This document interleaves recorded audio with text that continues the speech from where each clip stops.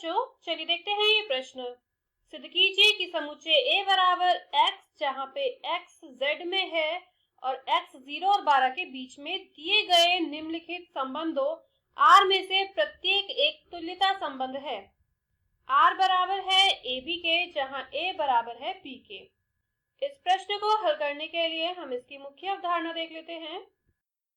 देखिए, आपको पता होना चाहिए कि तुल्यता संबंध होता क्या है।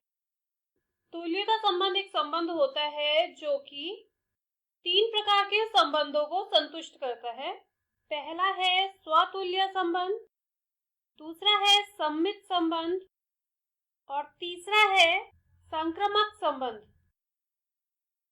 यदि कोई संबंध इन तीनों संबंधों में आता है तो उस संबंध को हम कहेंगे तुल्यता संबंध। मतलब यदि संबंध R स्वतुल्य भी हो, सममित भी हो और संक्रमक भी हो तो वो संबंध तुल्यता संबंध होगा। अब स्वतुल्य संबंध क्या होते हैं? किसी एक समुच्चय A में प्रत्येक x के लिए जो कि A में है, यदि x R में होगा तो ऐसे संबंध होंगे स्वतुल्य संबंध। प्रत्येक xy जो कि A में है, यदि xy R में है तो इसके लिए yx भी R में होना चाहिए, तब ये संबंध होते हैं सममित संबंध। और संक्रमक में क्या होता है? प्रत्येक xyz जो कि समुच्चय A में है, यदि xy R में है, yz R में है और यहां से आपको ये पता चलता है कि xz भी R में है, तब इस प्रकार के संबंध होते हैं संक्रमक संबंध।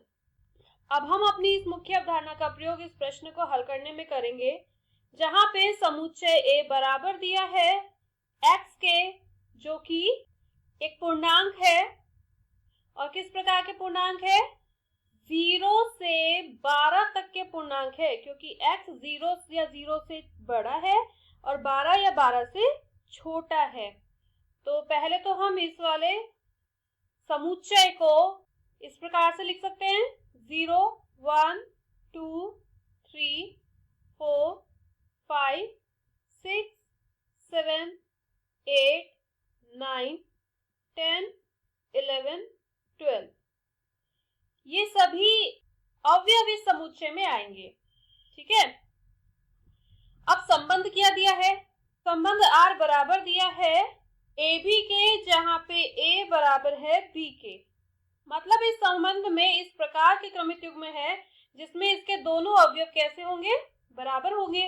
अब हमें देखना है कि क्या ये संबंध तुल्यता संबंध है। तो चलिए शुरू करते हैं। इसको पहले हम देखते हैं ये स्वतुल्य है या नहीं। सबसे पहले हम देखेंगे कि क्या ये संबंध स्वतुल्य है। स्वतुल्य में A के जितने भी अवयव होते हैं उसके लिए A के रूप के अवयव XX के रूप के अवयव R में होने चाहिए। आप कहेंगे प्रत्येक A जो कि A में है, इस वाले समुच्चय के प्रत्येक अवयव के लिए यदि A R में होगा तो इसका मतलब A बराबर होना चाहिए A के। और क्या ये सत्य है? A के बराबर होता है? हाँ, होता है। देखिए, R में उसी प्रकार के क्रमित युग्म आएंगे ना जिसके दोनों अवयव बराबर होंगे, और इसमें इस प्रकार के क्रमित युग्म R में होने चाहिए और ये दोनों ही बराबर होते हैं। अतः R स्वतुल्य है। ठीक है। अब हम देखते हैं सममित है या नहीं। सममित में हम दो अवयव लेंगे। प्रत्येक AB जो कि समुच्चय A में है के लिए यदि AB R में है, हम ये मान के चलते हैं कि AB R में है, इसका मतलब A B के बराबर होगा। और यदि A B के बराबर होगा तो हम कह सकते हैं कि B A के बराबर है। इसका मतलब आप ये भी कह सकते हैं कि B A R में है। प्रत्येक AB R में होने के लिए B A भी हमें R में चाहिए, जो कि हमें मिल रहा है। तो आप कहेंगे अतः R सममित है। ठीक है। ये था इसका दूसरा भाग। अब हम देखेंगे कि ये संक्रमक है या नहीं। के लिए क्या कहेंगे, हम 3 अवयव लेंगे, प्रत्येक ए बी सी जो कि ए में है। इसके लिए यदि ए बी आर में है तथा बी सी आर में है, तो यहां से आपको क्या पता चल रहा है कि ए बराबर है बी के तथा बी बराबर है सी के। देखिए ए बी के बराबर है और बी सी के बराबर है, तो हम क्या ऐसा कह सकते हैं कि ए बराबर होगा सी के।